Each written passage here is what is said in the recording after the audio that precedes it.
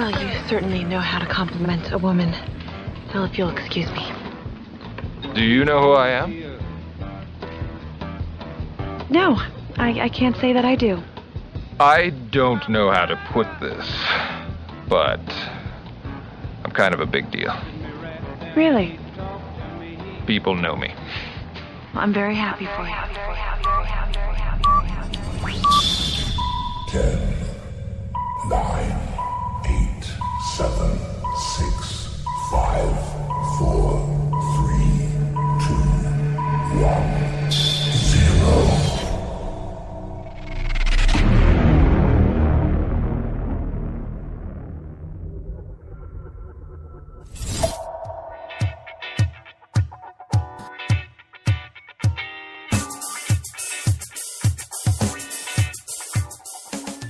Kizzi's Friday Game Changers, taking your business to the next level. Coming up on Kizzi's Friday Game Changers. You cannot live an inspired life if you're not filling your day with the things that are most deeply meaningful, most inspiring, the most productive, that make the biggest difference in the world, and delegating all the rest. And also, some people have not identified what their highest values are, haven't structured their life accordingly, and they're having to be motivated to do it. And if you need motivation, believe me, and motivation is a symptom, never a solution for humanity.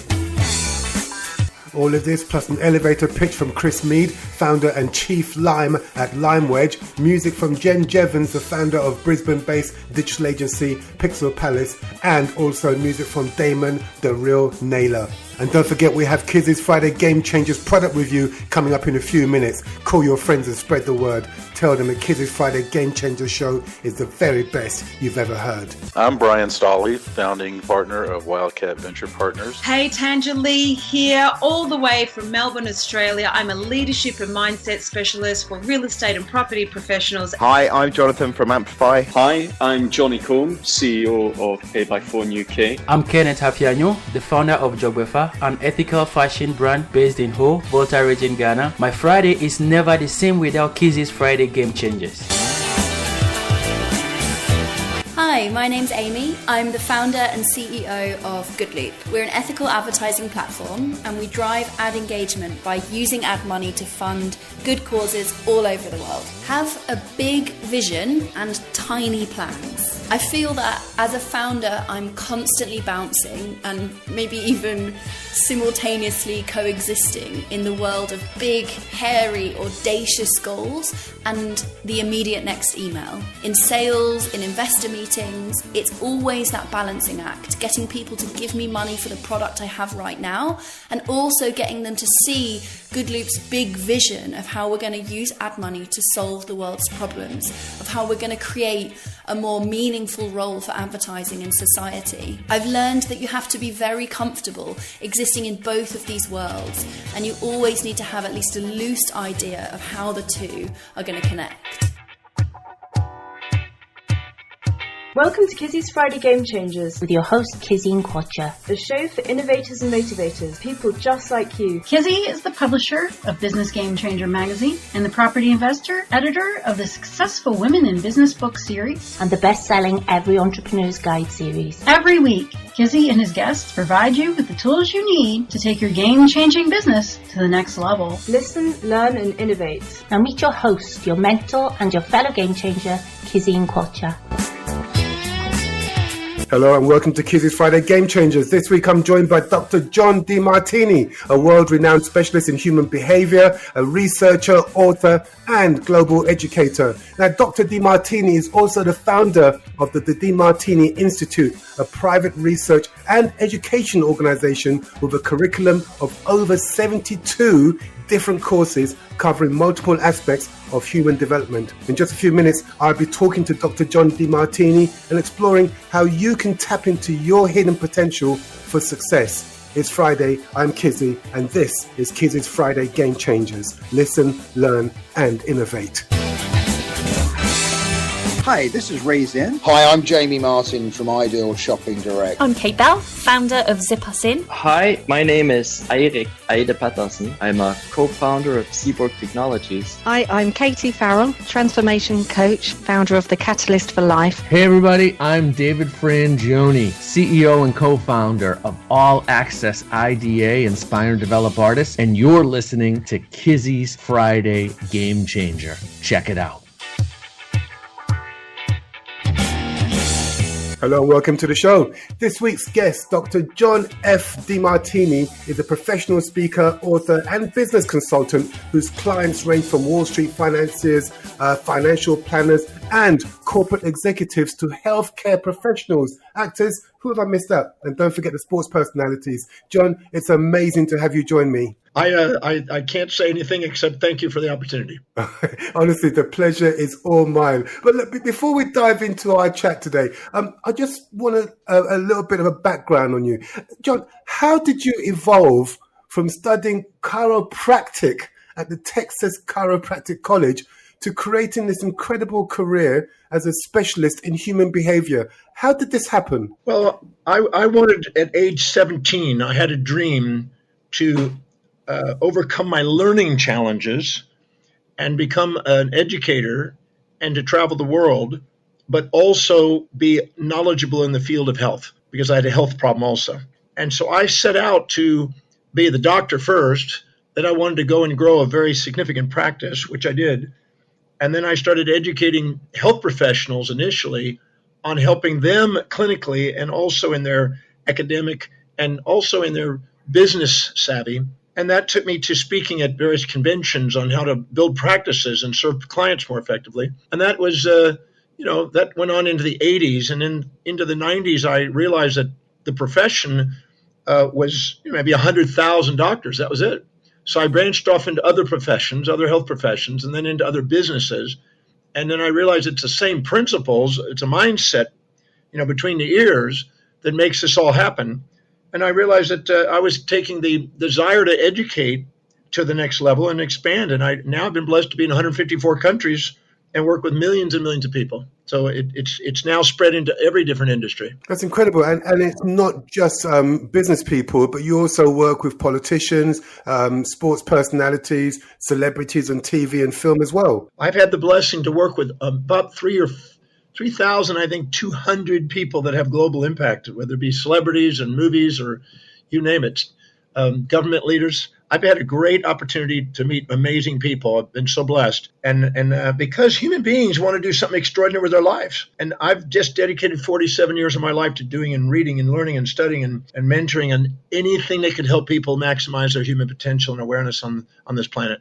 And so that's what seems to be what people want to. So I've been blessed. I remember a couple of months ago, I did this interview with somebody, and I said to them that the two most important days of our lives are, one, the day that we're born, and two, the day when we realize why. It sounds as though you found your why at a very early age. I was 17 when I was a long-haired hippie surfer living on the North Shore of Oahu, surfing about 11 hours a day, big waves. And I nearly died there. And that led me to a little health food store in the recovery process and finally to this little class. And this elderly gentleman named Paul C. Bragg was lecturing there. And one night, this one man in 1 hour with his one message got to me and made me think that maybe I could overcome my learning problems because I didn't know how to read. I had learning problems and speech problems as a child. And I had a dream to overcome those and to learn and teach like this man done because he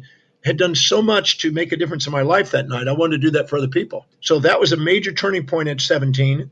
I then went on a journey to try to overcome my learning problems. That was a major hurdle there at first. But once I got into it, man, I never stopped.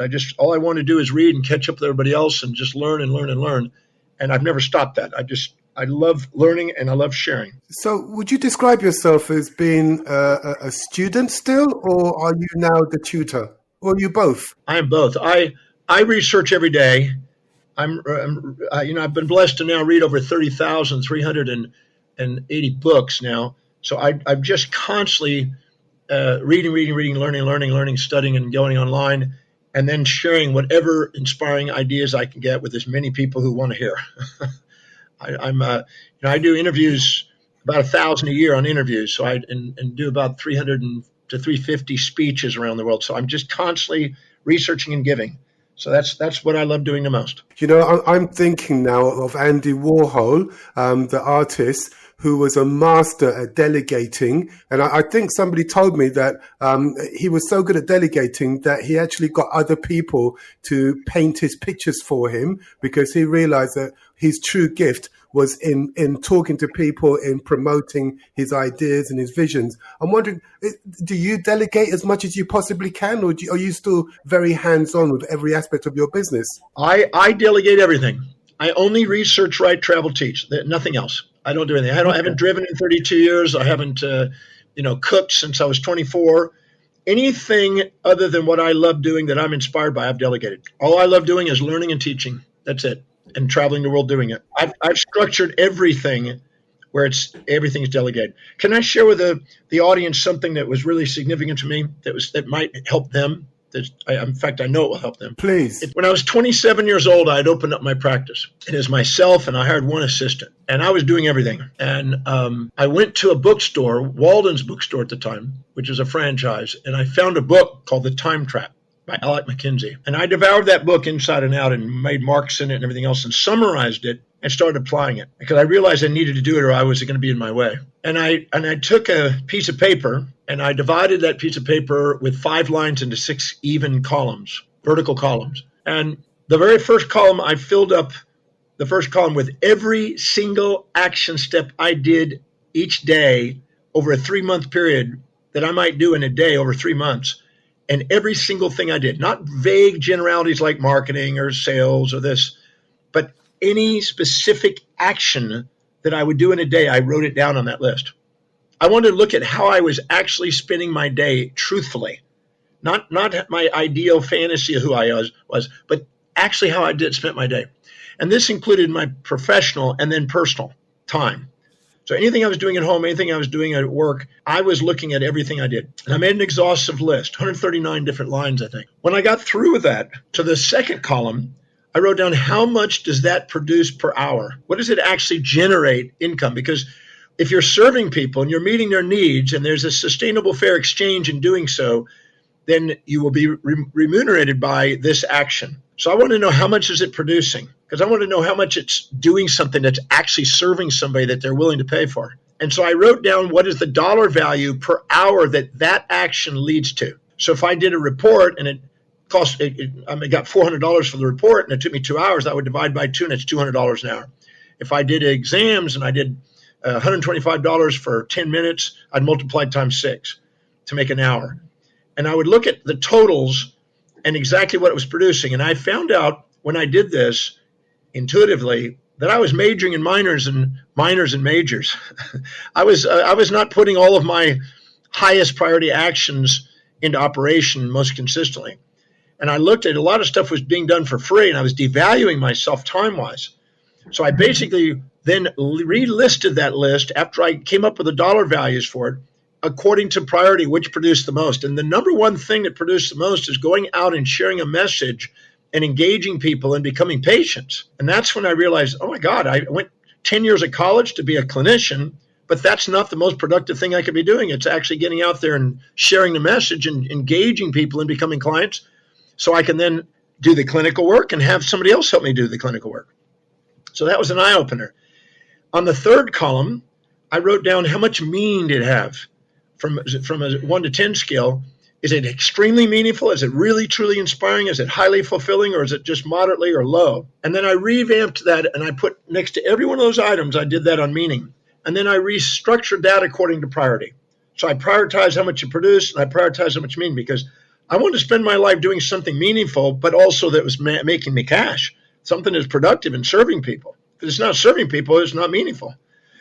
And then on the third column, and by the way, some of the things that were meaningful were also the things that producing most. So I wanted to prioritize them both. And then I wanted to go to the highest priority actions that actually made the most, that served the most, that had the most meaning and inspired me the most. In the next column, number 4, I want to know what would it cost to delegate it. If I was to hire somebody to get the exact same standard as I delivered, what would it cost? And I don't mean just salaries. I mean every cost, depreciation cost, space utilization cost, insurance cost, training cost, every detail, every penny down to the thing from all the equipment to all the space use, everything. And then what I want to do is then I want to look at where the biggest spreads were between what the costs were versus what they were producing. And I basically reprioritized that based on spread. Then the next column I went in there and I did how much time am I actually spending on it?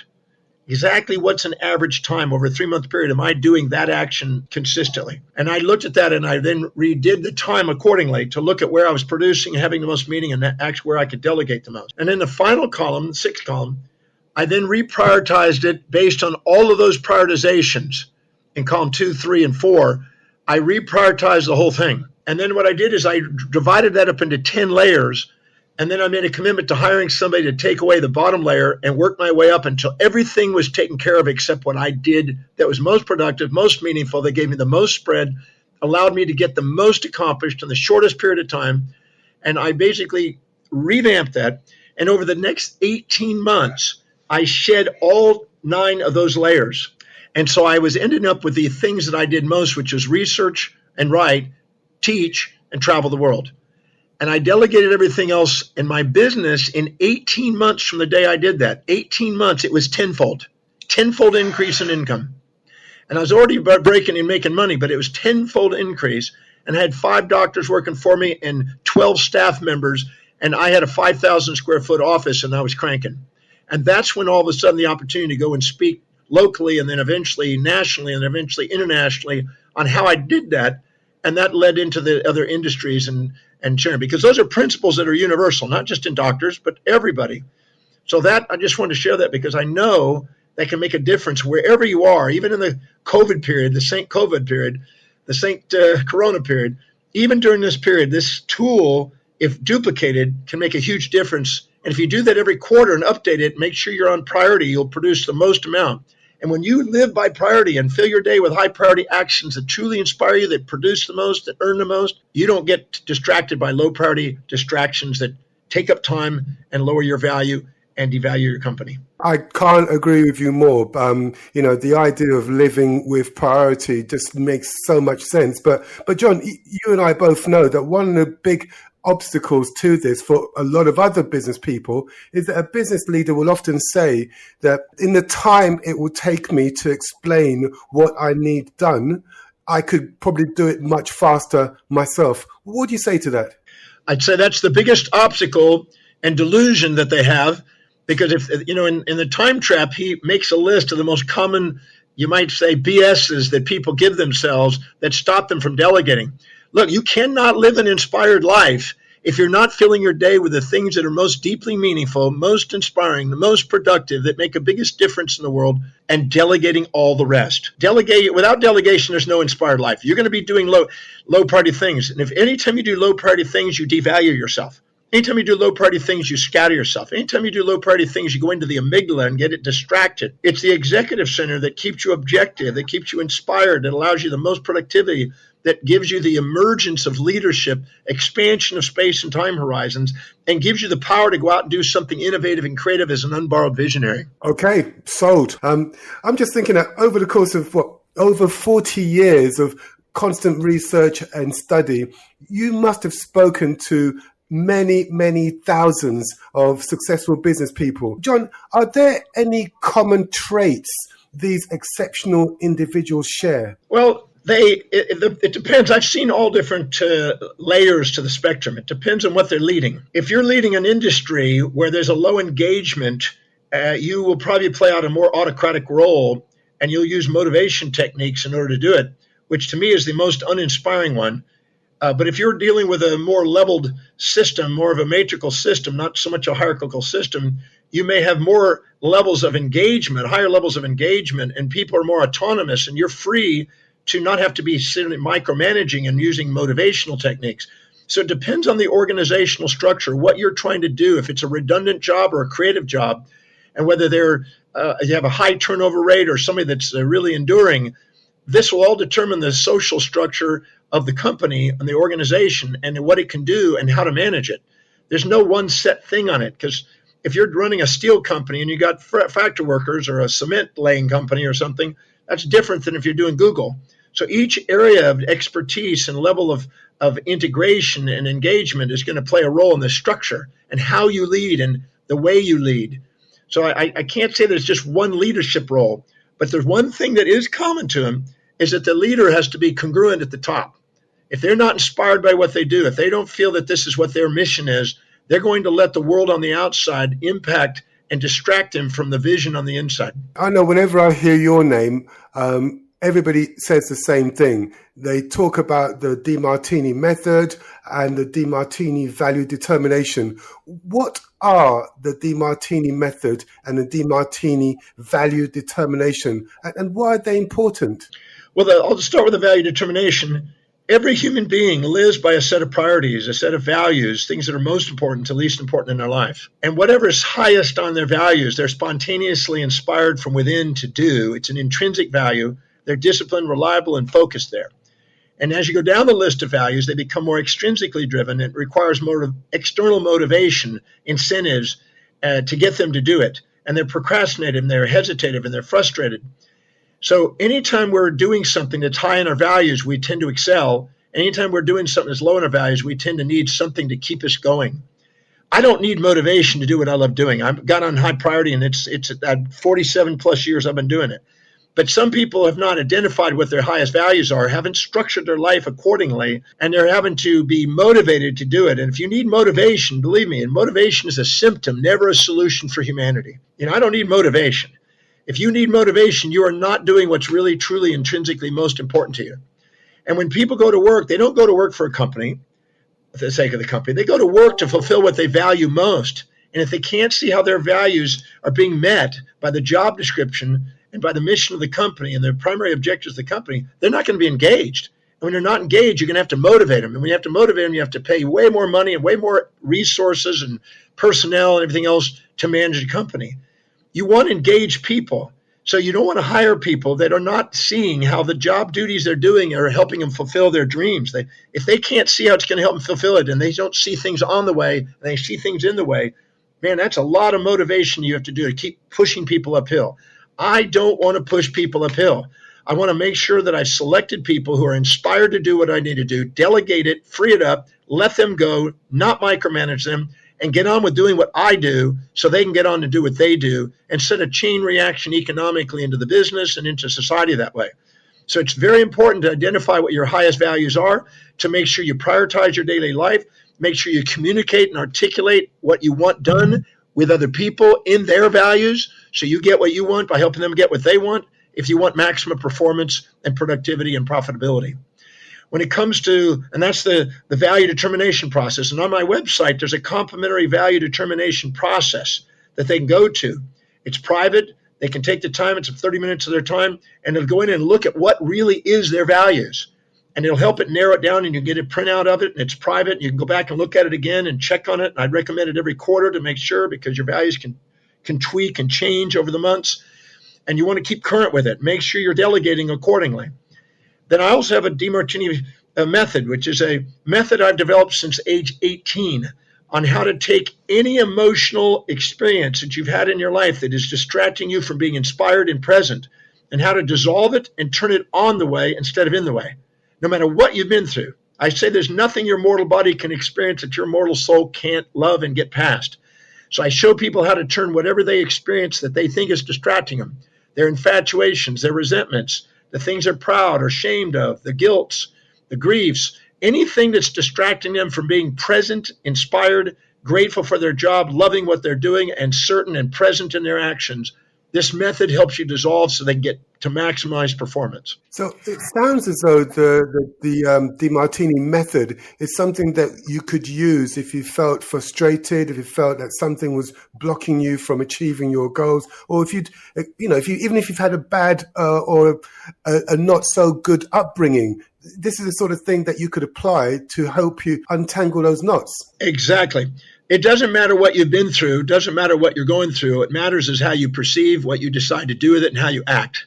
And the Demartini method takes whatever you've been through and turn it into something you're grateful for. And anything you're not grateful for is baggage. Anything you're grateful for becomes fuel.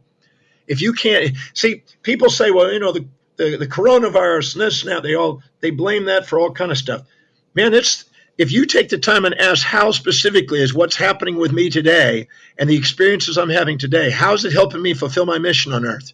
And you answer that, you be accountable, and you keep answering that, your brain will remyelinate itself and neuroplastically remodel itself to assist you in using whatever happens in a day to your greatest advantage. But if you sit there and run your story and be victim of history and not master of destiny, it's going to weigh you down and hold you back. And it's not because of it, it's because of your perception of it. And when you do, you have the power to change your perceptions and change your life. William James said that the greatest discovery of his generation is that human beings can alter their lives by altering their perceptions and attitudes of mind. And we have that capacity at any time to take anything we've experienced and use it as fuel, not friction. Well, staying with the idea of perception, I know that one of the things that holds a lot of entrepreneurs or business people back is this idea that if they try something different, something ambitious, there's always the possibility that they could fail. How should we handle the idea of failure? We only fear failure when we're infatuated with success. I'm not a man dedicated to success. I'm a man dedicated to a mission. A mission sees success as a feedback and failure as a feedback to help them refine their actions to fulfill their mission. And the second you think you're successful, that means you have a small vision, little experience, and you're actually in pride and you're off track. So I don't have any addiction to success or any fear of failure. I'm interested in a mission, and I see both of them are necessary on the path of the mission. They both are reframing me. The so-called failure repurposes you. The so-called success depurposes you, because the second you think you're successful, you go to low-priority things. The second you think you're in failure, you go back to high-priority things. And our job is to stay focused on the mission and not get caught about how we're taking credit or we're taking blame for our actions. It's about basically keeping focused on the service and mission. When you do, you don't have an attachment to those labels. And when people say that, you don't get elated about one or depressed about the other. You get focused on what's the mission. So I'm a man on a mission. I don't have any addictions to the labels of success. People go around and said to me all the time in interviews, how did you become successful? I said, I'm not. I'm a man on a mission. I don't even put a focus on those terms. Those are distractions. Keo from Coca-Cola Company says, when a man comes to me and thinks he's a success, I know he's on his way down. I'm not interested in those terms because I think they distract people. I'm just thinking to myself that we should just take a quick break here and maybe chew on these ideas for a few minutes. And in the meantime, let's listen to some music. This week's incredibly talented entrepreneur, this week's boss star, is Damon DaRil Naylor. Now, Damon is a songwriter, producer, artist, author, speaker, consultant, and educator, I think it was. Yes, educator. Blimey, after saying all of that, I'm absolutely knackered. I'll let Damon introduce himself and his track Life. Over to you, Damon. Hello, my name is Damon DaRil Naylor, and I am known as a Renaissance man who wears many hats. Among them are artist, producer, songwriter, author, motivational speaker, consultant, and educator.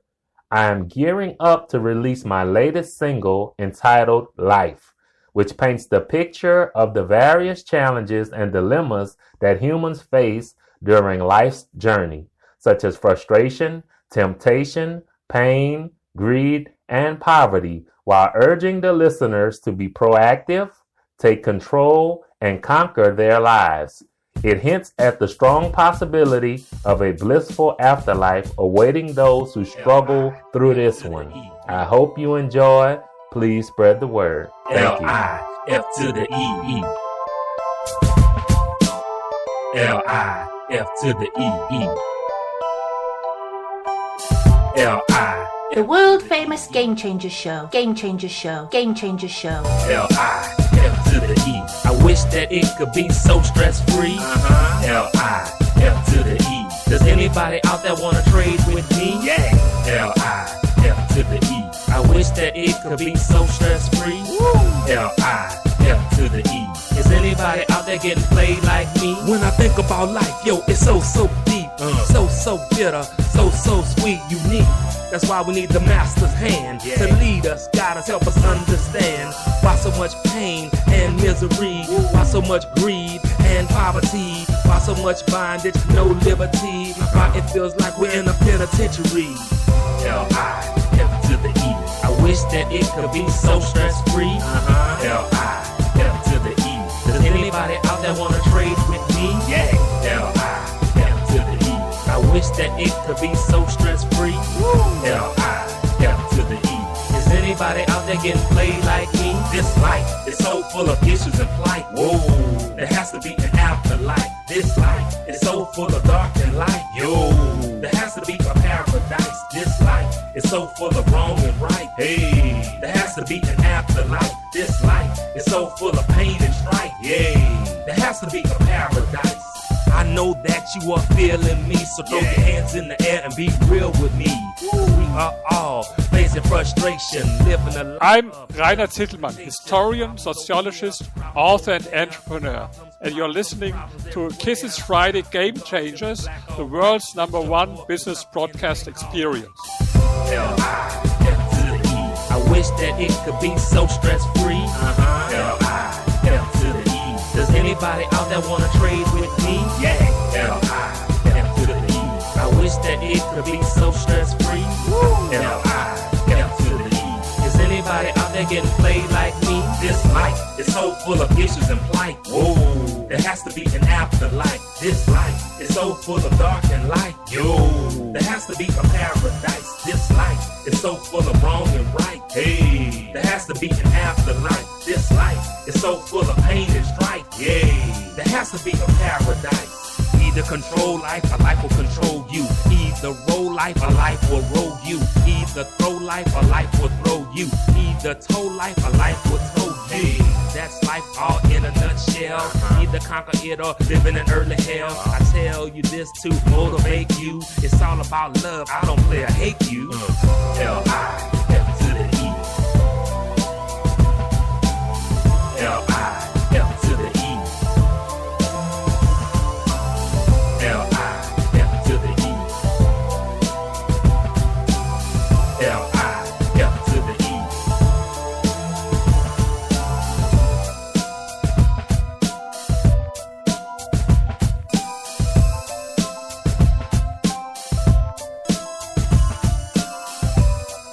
Kizzi's Friday Game Changers Elevator Pitch of the Week. Please stand back from the closing doors. Please select a level. Going up. Hi, my name is Chris Mead and I'm founder and chief lime at Limewedge. Limewedge is the UK's most contemporary cocktail box delivered straight to your door. Each tailored box revolves around a unique theme and contains all of the top quality ingredients you'll need to mix 6 sensational drinks from 3 bespoke recipes in the comfort of your own home.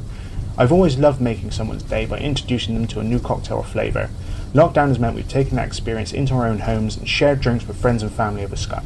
Experimenting is brilliant, and Limewedge is designed to be an affordable way to try new combinations without having to invest in big bottles of spirits. At Limewedge, we want each box to be an event, not just a beverage. Top floor. Good luck.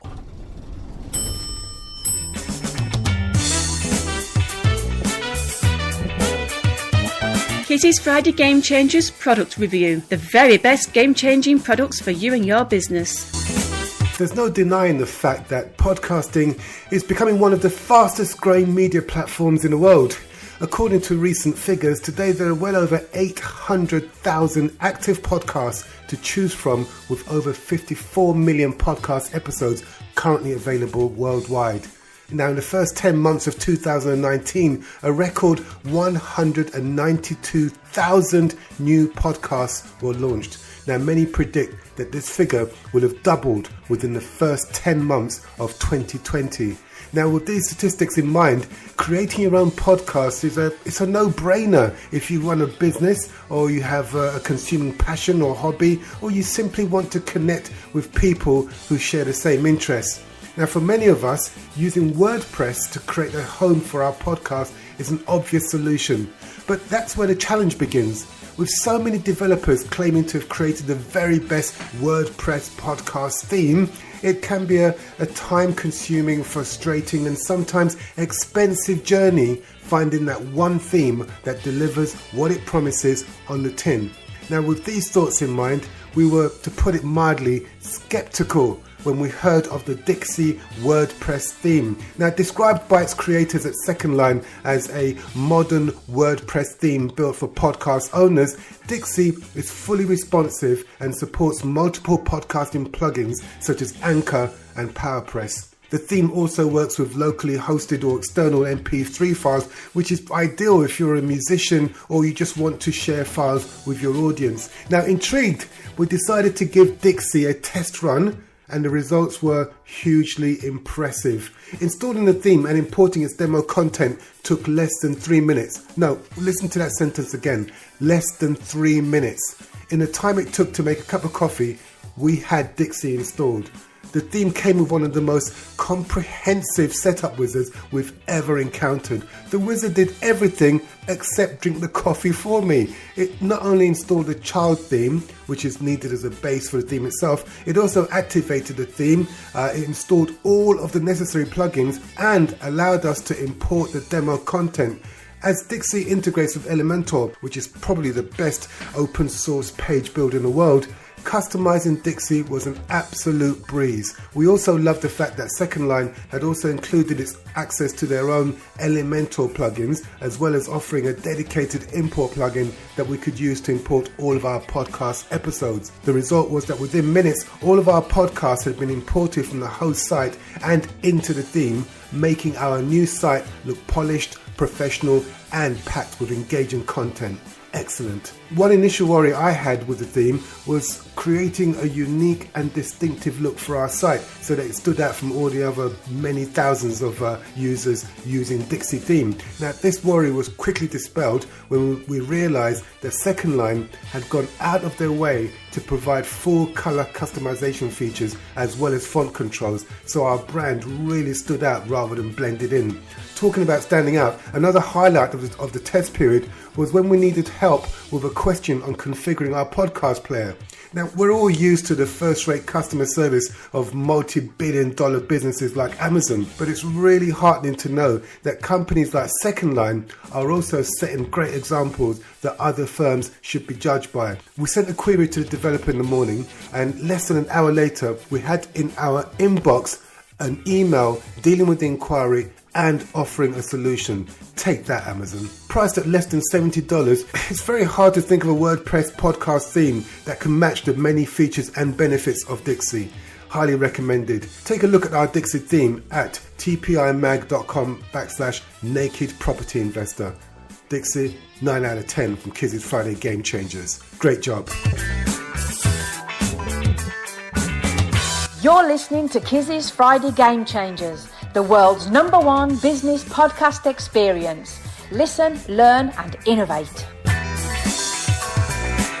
Welcome back. Before the break, you're listening to Life by Damon DaRil Naylor, and I'm in the studio talking to game changer Dr. John Demartini. Now, John, we're at my favorite part of the show. In fact, I think we should do this part of the show at the very beginning. This is a section we call Past, Present and Future. Now, what it means is that I'm going to ask you 3 questions about your business past, your business present, and your business future. And if we get this right, the answers will give us a unique insight into the mind of game changer Dr. John Demartini. Are you game? I'm ready. Excellent. You sound really nervous now. Are you okay? Do you want a massage or a sandwich? No, I love it. Let's go.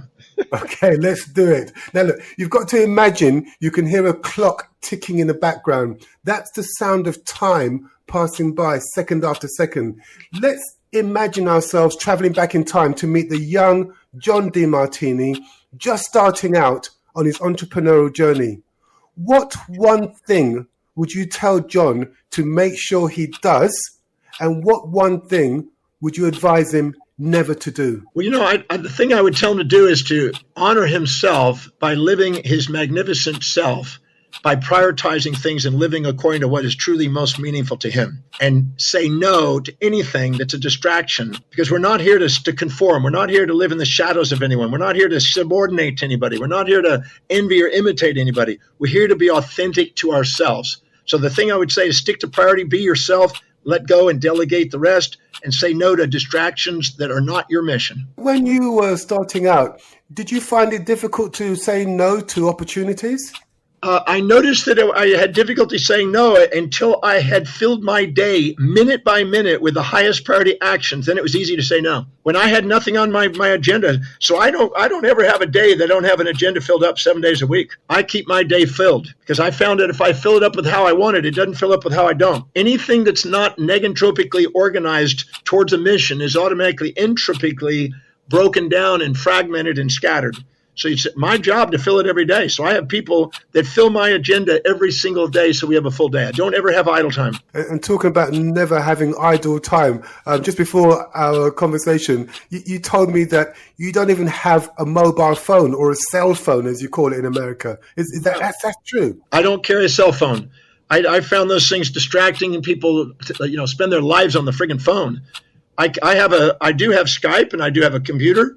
And I have people to take care of it. I got gatekeepers. I got everybody else. So if it gets to me, it's a priority thing. John, if you could have one superpower, just one superpower, what would you have? Just the ability to follow my most inspiring, heart-driven mission on a daily basis. That's my superpower. Because I find that that's what allows me to go and build momentum and be inspired and raise the energy and go out and do something amazing on the planet. So that's it. I'm not interested in some supernatural power. I'm just simply in being the power that I'm capable of doing realistically according to what my highest, most inspiring value is. So really, you want what you already have, because you already do have. I have no desire to distract myself from what I love doing. I like it. Excellent. Okay.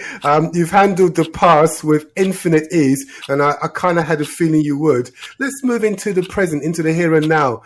John, what motivates you? What keeps you focused and pushing forward? It's an intrinsic motivation, what I call inspiration. I know what my mission is. I used to lecture many years ago. One of the lectures I got to do is with Mary Kay Cosmetic Company at 4,500 women in an Anatole convention center in Dallas. And then afterwards, I got to meet with Mary Kay Ash herself, the owner. And I asked her, what advice could you give a young man who aspires to travel the world and speak and, inspire people? And she said, every day, write down the highest priority actions you can do each day that allows you to fulfill your mission, and make sure that they're daily actions that day, not projects that take weeks, but just that day. So I did that. I did it on index cards, 3x5 index cards, and I followed the 6 or 7 highest priority actions each day. And I kept the cards, and I kept records of the cards.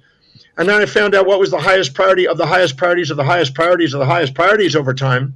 And it said research, write, travel, teach. So I then delegated the rest away. So the same thing is the same answer. It's going to keep showing up, that I stick to what is most meaningful. How are you going to live an inspired life if you're doing anything but what inspires you? It's not going to happen. So I realized that that's the thing that inspires me, is learning, sharing, and getting that documented and written down so it's something I can articulate clearly, and then going and traveling the world, or now with Zoom. I mean, we've been all over the world, to every country just about. We have students in every country around the world. I was lecturing in Madagascar yesterday, of all places.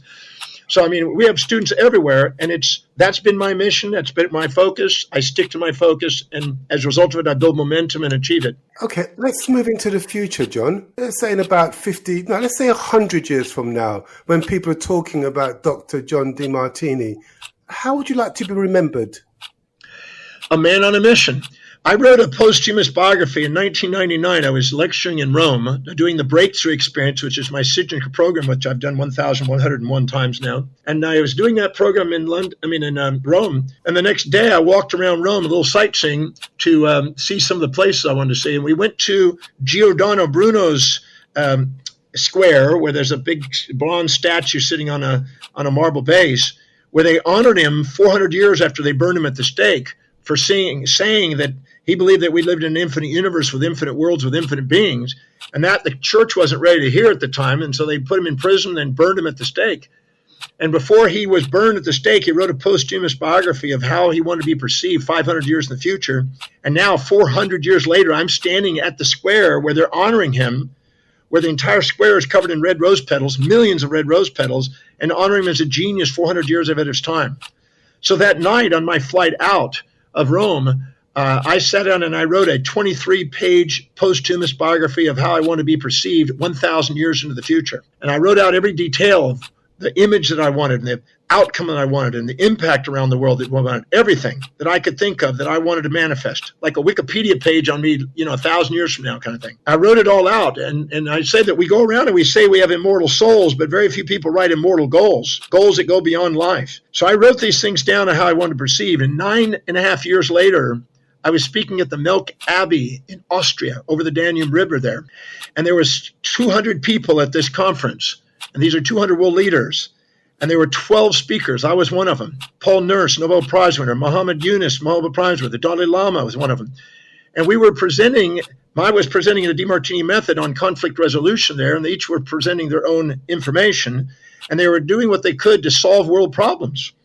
And it was an amazing thing. And on Saturday evening, they had a special ceremony with all the speakers lined in a semicircle.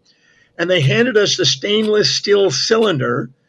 And my stainless steel cylinder that I got said on there, Walsall Conference 2009, Dr. John Demartini. And then what it did is inside that stainless steel cylinder, which was airtight sealed, was 365 quotations calligraphied onto scroll paper and the Demartini method on scroll paper calligraphied and put in there with a ribbon around it, put into this stainless steel cylinder, sealed tightly, vacuumed. And then we walked down to the end of the library of this room and entered into a vault called the Infinity of Divinity Library Room. And there was a 12-foot Infinity of Divinity library shelf where we got to put my cylinder directly in the middle of the Infinity of Divinity library shelf. And that would be stored there in a vault for 1,000 years. So I'm absolutely certain that if we set goals, immortal goals, we can create a mortal impact. And there's no reason why we can't set goals that go beyond our life. Seneca, the poet and Roman great politician, said very clearly that you measure by your most distant ends. Tell me the magnitude of space and time in your innermost dominant thought, and I'll tell you the level of conscious evolution you have attained and what impact you'll have on the world. Your legacy is a reflection of the magnitude of space and time in your mind, the vision that you hold, the duration of that vision, and how well you're going to stay focused to fulfill and build momentum, incremental momentum like dominoes towards that vision. And I've been working on that vision and continue to do it. I've set up a Demartini Prize, a Demartini Foundation that has perpetuity to fulfill that mission. Well, I suspect you will certainly be remembered in 1,000 years from now for all of the amazing work that you're doing, John. I've got so many questions to ask you, but I've been given a note saying that we ran out of time a while ago, but there's so much more that I want to get out of you. But before you go, I wanted to know, is there anybody out there that you'd like to say hello to who may be listening to this conversation? Well, since my mission is to make a difference on the planet, and I'd learned from Zig Ziglar when I was 20, if I help other people do what they would love to do, I get to do what I'd love to do. And so I just take anybody who's listening at this moment, anybody who feels called to make entrepreneurial contributions on the planet and feels that they've got a vision, an inspiration, and a purpose, and they're a very important person, and they're a visionary, inspired being, you might say, then all I'm saying is this is for you. This information is for you to go out and do something extraordinary with your life and give yourself permission to shine, not shrink, to radiate, not gravitate, and to be called into something that you feel on this planet you're destined to leave as your mark that makes the difference. Game changer, Dr. John Demartini. It's been an inspiration having you on the show. Thank you so much for your time, your wisdom, and your knowledge. Thank you. Thank you. Thank you. Well, the time I've spent with Dr. John Demartini has just reminded me that the truth is that there are no secrets to success.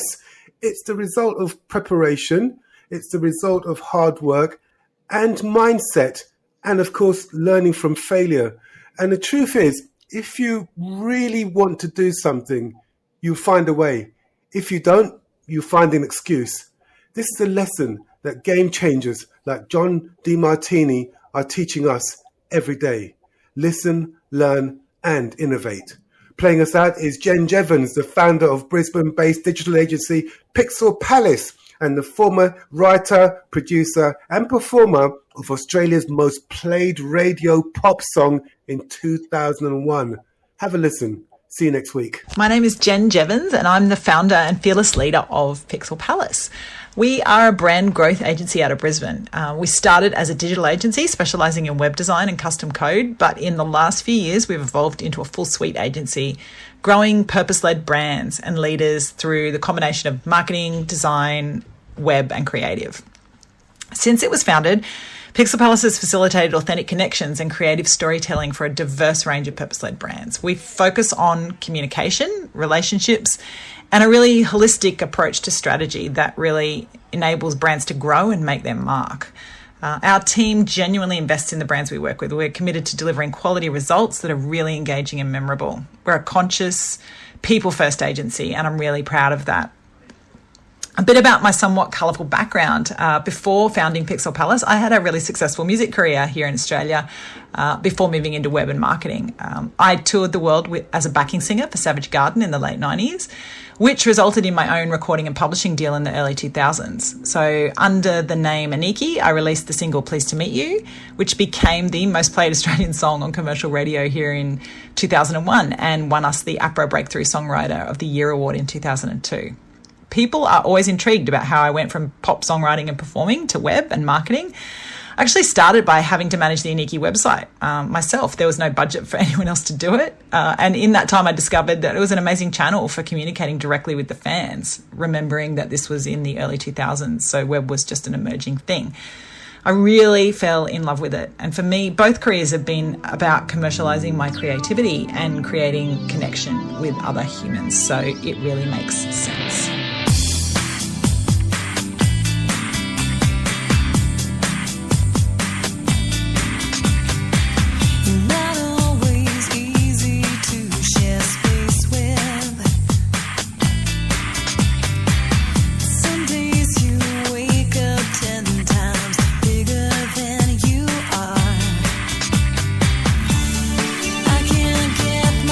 Love this game-changing interview? Share your thoughts by posting a comment. Sharing is caring.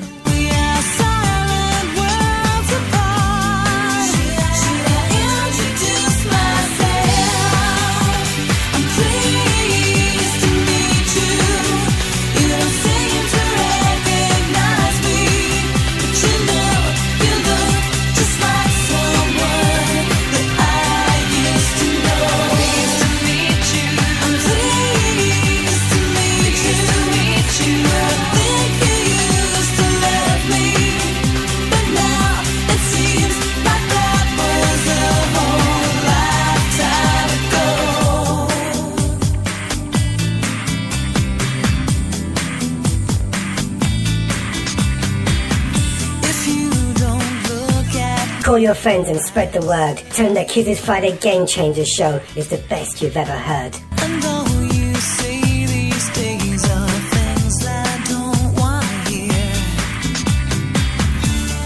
I don't think that you remember. I don't think that it was always you and me against the world. Should I introduce myself? Pleased to meet you. You don't seem to recognize me, but you look just like someone I used to know. Pleased to meet you. I'm pleased to meet you. Think you used to love me, but now it seems like that was a whole lifetime ago. So I guess I'll see you around sometime, and one day you might. I am Andrew Komenos, Sales and Performance Strategist, and this is Kizzi's Friday Game Changers, the world's #1 podcast experience. You don't seem to recognize me.